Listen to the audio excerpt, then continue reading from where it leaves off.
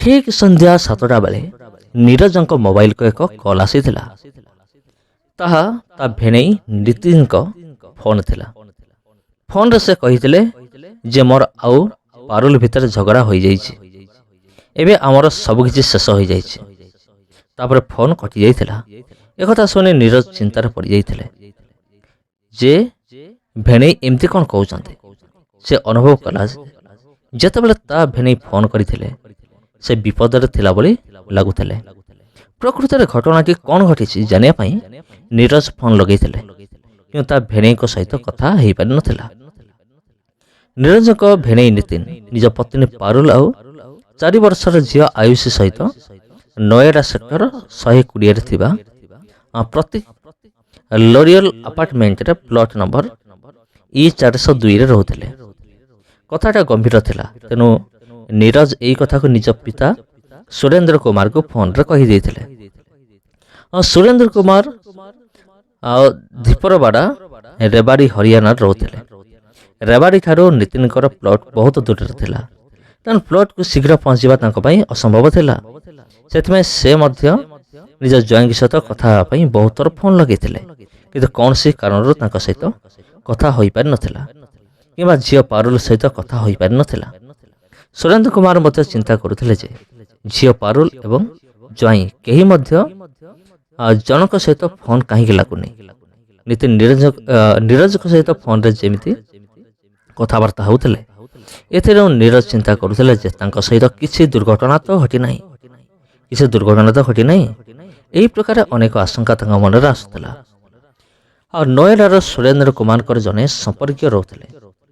ସେ ନିଜର ସମ୍ପର୍କୀୟଙ୍କୁ କହିଥିଲେ ଯେ ଯାଇ ଜ୍ୱାଇଁଙ୍କ ପ୍ଲଟରେ ଦେଖି ଆସିବ। ଯେତେବେଳେ ସେହି ସମ୍ପର୍କୀୟ ତାଙ୍କ ପ୍ଲଟରେ ପହଞ୍ଚିଥିଲେ ତ ପ୍ଲଟ ବନ୍ଦ ଥିଲା। ପ୍ଲଟରେ ରହୁଥିବା ଅଧିକାଂଶ ଲୋକ ପରସ୍ପର ମଧ୍ୟରେ ସମ୍ପର୍କ ରଖନ୍ତି ନାହିଁ। ସେମାନେ କେବଳ ନିଜ ନିଜ କାମରେ ମତଲବ ରଖୁଥିଲେ। ଆଉ ସେଥିପାଇଁ ସେହି ସମ୍ପର୍କୀୟ ଜଣକ ନିତିନଙ୍କର ପ୍ଲଟ ବନ୍ଦ ଥିବାର ଦେଖି ଆଖପାଖ ଅଞ୍ଚଳରେ ପଚରା ଉଚରା କରିଥିଲେ ମଧ୍ୟ ସେମାନଙ୍କର କୌଣସି ସନ୍ଧାନ ମିଳିନଥିଲା। ତାଙ୍କର ସମ୍ପର୍କୀୟ ଜଣକ ଏକଥା ସୁରେନ୍ଦ୍ର କୁମାରକୁ କହିଦେଇଥିଲେ। ପ୍ଲଟ ବନ୍ଦ ଥିଲା, ସମସ୍ତେ କୁଆଡ଼େ ଚାଲିଯାଇଥିଲେ। ଏହି କଥା ଚିନ୍ତା କରି କରି ଘର ଲୋକ ବ୍ୟସ୍ତ ହେଉଥିଲେ। ଏବେ ତ ରାତି ମଧ୍ୟ ଅଧିକ ହୋଇଯାଇଥିଲା। ଏହାଛଡ଼ା ରାତି ସାରା ଅପେକ୍ଷା କରିବା ଛଡ଼ା ଅନ୍ୟ କୌଣସି ଉପାୟ ହିଁ ନଥିଲା। ଶେଷରେ ସେମାନେ ନିଷ୍ପତ୍ତି ନେଲେ ଯେ ସକାଳ ହେବା ମାତ୍ରେ ଖୋଜିବେ, କାରଣ ରାତି ବହୁତ ହୋଇଯାଇଥିଲା ଆଉ ରାତିରେ ସେମାନଙ୍କୁ ନିଦ ମଧ୍ୟ ହୋଇନଥିଲା। ଆଉ ତା ଆର ଦିନ ସୁରେନ୍ଦ୍ର କୁମାର ନିଜ ପତ୍ନୀ ଆଉ ପୁଅ ସହିତ ଜ୍ୱାଇଁଙ୍କର ପ୍ଲଟ ପାଖରେ ପହଞ୍ଚିଥିଲେ। ସେ ମଧ୍ୟ ଯେତେବେଳେ ଦେଖିଲେ ଯେ ପ୍ଲଟ ବନ୍ଦ ଅଛି, ସେତେବେଳେ ସେ ସମାଜର ପଦାଧିକାରୀଙ୍କୁ ଏହି ବିଷୟରେ ସୂଚନା ଦେଇଥିଲେ। ପ୍ଲଟ ବନ୍ଦ ଥିଲା, ସେଠାରେ ରହିବା ବାଲାଙ୍କର କୌଣସି ପତା ମିଳିନଥିଲା। ସେଥିପାଇଁ ମାଓବାଲା ସନ୍ଦିଗ୍ଧ ଲାଗୁଥିଲା। ସମାଜର ଜଣେ ପଦାଧିକାରୀ ଏହି ବିଷୟରେ ଥାନା ସେକ୍ଟର 58କୁ ସୂଚନା ଦେଇଥିଲେ। ଥାନାର ଖବର ପହଞ୍ଚିବା ମାତ୍ରେ ଥାନା ଅଧିକାରୀ ଚରଣ ସିଂ ପ୍ଲଟକୁ ପହଞ୍ଚି ଯାଇଥିଲେ, ଯେଉଁଠାରେ ନିତିନ ଏବଂ ତାଙ୍କ ପରିବାର ରହୁଥିଲେ। ଆଉ ପ୍ଲଟର କବାଟ ବନ୍ଦ ଥିବାରୁ ପୁଲିସ ମଧ୍ୟ ଆଶ୍ଚର୍ଯ୍ୟ ହୋଇଯାଇଥିଲେ। ପ୍ଲଟ ଖୋଲିବା ଜରୁରୀ ଥିଲା, ତେବେ ଯାଇ ନିତିନ ଏବଂ ତାଙ୍କ ପରିବାରର ଠିକଣା ମିଳିପାରିବ। ସେଠାରେ ଉପସ୍ଥିତ ଥିବା ଲୋକମାନଙ୍କ ଉପସ୍ଥିତିରେ ପୁଲିସ ତାଲା ଭାଙ୍ଗି ଯେତେବେଳେ ଭିତରକୁ ଆସିଥିଲେ, ସେତେବେଳେ ପ୍ଲଟ ଭିତରୁ ଦୁର୍ଗନ୍ଧ ଆସିଥିଲା। ପ୍ଲଟର ଦୃଶ୍ୟ ଆଶ୍ଚର୍ଯ୍ୟ ହେଲା ଭଳି ଥିଲା। ଆଉ ଚଟାଣ ଉପରେ ନିତିନଙ୍କର 4 ବର୍ଷର ଝିଅ ଆୟୁଷୀର ମୃତଦେହ ତଳେ ପଡ଼ିଥିଲା। ନାତୁଣୀର ମୃତ ଶରୀର ଦେଖିଲା ପରେ ସୁରେନ୍ଦ୍ର କୁମାର ତାଙ୍କ ପତ୍ନୀ ଜୋରରେ କାନ୍ଦିବାକୁ ଲାଗିଥିଲେ। ଛୋଟ ଝିଅଟାର ମୃତଦେହ ଖୋଜି ପାଇଲା ପରେ ପୁଲିସ ଯେତେବେଳେ ସେହି ପ୍ଲଟର ଲଜିରେ ପହଞ୍ଚିଥିଲା, ସେତେବେଳେ ଚୌକି ଉପରେ ପାରୁଲର ମୃତଦେହ ମଧ୍ୟ ମିଳିଥିଲା, କିନ୍ତୁ ନିତିନ ପ୍ଲଟରେ ମିଳିନଥିଲା। 2 ଲାଶର ଅତି ଦୁର୍ଗନ୍ଧ ଆସୁଥିବାରୁ ଏହା ଲାଗୁଥିଲା ଯେ ଯେପରି ସେମାନଙ୍କ ହତ୍ୟା ବହୁତ ଦିନ ପୂର୍ବରୁ ହିଁ କରାଯାଇଛି। ଛୁରୀ ଉପରେ ରକ୍ତର ଦାଗ ଥିଲା। ପାରୁଲର ହାତରେ ମଧ୍ୟ କଟିବାର ଚିହ୍ନ ରହିଥିଲା। ଘଟଣାସ୍ଥଳରେ ସ୍ଥିତିରୁ ଏହା ଜଣାପଡ଼ୁଥିଲା ଯେ ପାରୁଲର ହତ୍ୟା ଛୁରୀରେ ହୋଇଥିଲା ଆଉ ଆୟୁଷୀର ହତ୍ୟା ତଣ୍ଟି ଚିପି କରାଯାଇଥିଲା।